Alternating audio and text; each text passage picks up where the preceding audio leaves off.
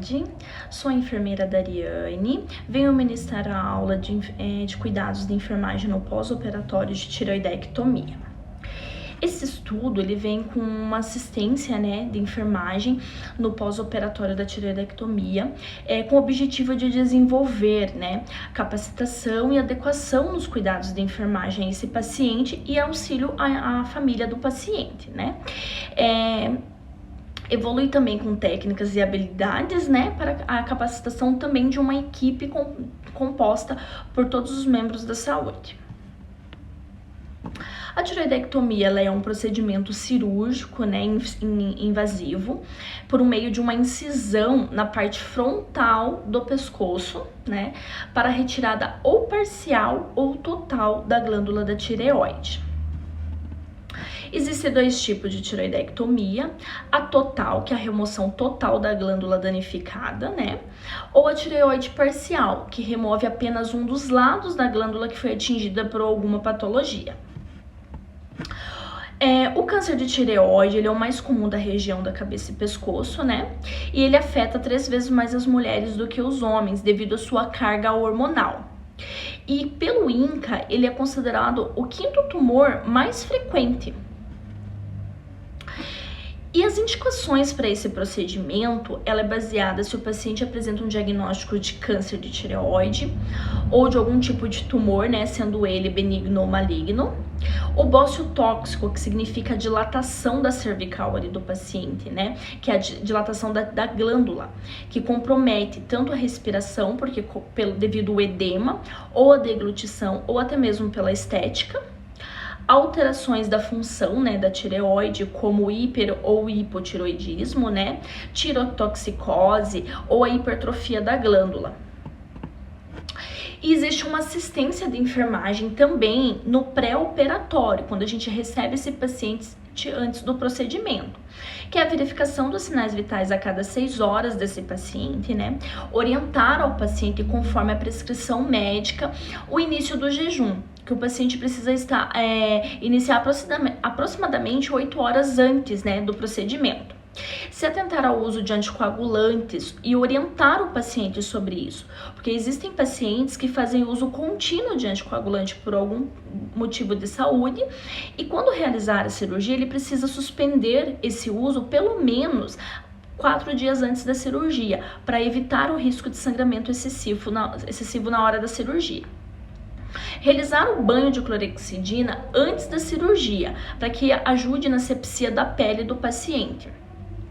Retirar os adornos do paciente, próteses, roupas íntimas, antes de entrar dentro do centro cirúrgico e conferir todos os termos, se o paciente está com a ciência dos termos cirúrgicos, de termo anestésico, se a identificação do paciente está correta, o nome, o tipo da cirurgia, a demarcação, da cirurgia. O paciente, muitas vezes, ele é leigo, ele não sabe o termo técnico, para esse procedimento, mas se você perguntar para ele o que vai acontecer, ele vai sinalizar que ele vai fazer uma cirurgia na região do pescoço, por exemplo. Isso se chama o checklist de cirurgia segura, que é padrão em todas as instituições. E dentro da sala de recuperação anestésica, que a gente conhece como REPAI, existe também uma assistência de enfermagem, O paciente já realizou a cirurgia, então a gente precisa estar atento em promover uma sala, com recursos e materiais, adequado para receber esse paciente.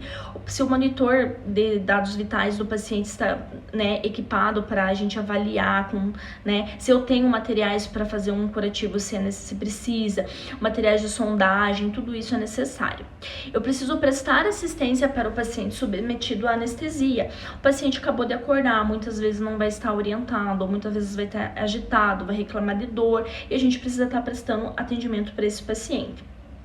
Monitorizar os sinais vitais do paciente, porque qualquer reação desses sinais ou reações do nível de consciência, o padrão respiratório desse paciente, a gente precisa comunicar ao médico, porque é ali que ele vai avaliar se o paciente ele tem condições de voltar para o quarto, ou para a enfermaria, ou se ele precisa de uma vaga de UTI para ficar melhor assistido devido à intercorrência que ele está apresentando, Avaliação da ferida operatória. O paciente, você precisa analisar se o paciente paciente não está evoluindo com algum hematoma na região ali da cirurgia ou algum sangramento excessivo, né? Preciso se atentar também se esse paciente tem dreno, se esse paciente tem sonda, tem catéteres, né, para estar avaliando para que eu não tracione isso e cause um dano ao paciente, né?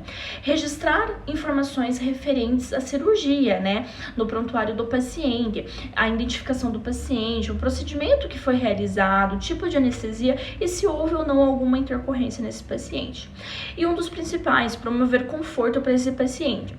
O paciente está entrando num ambiente que não é dele, que não é confortável para ele, dentro de um centro cirúrgico.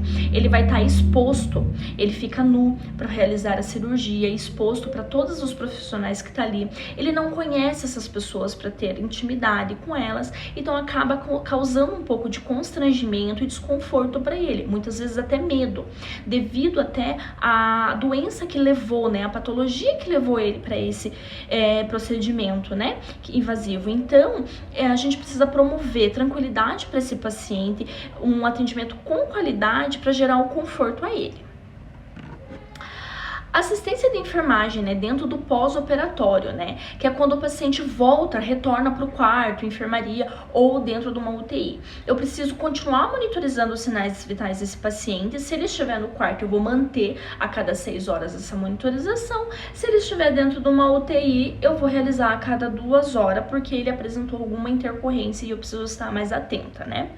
Cuidado com a ferida operatória, mantém, né, se tem hematoma, se não tem, se tá com edema, se não tem, né, se a incisão está cicatrizando ali, né, está tendo uma boa cicatrização, se não está sangrando, não tem nenhum indício ali de alguma secreção purulenta, por exemplo, né, que pode ser um alerta de infecção.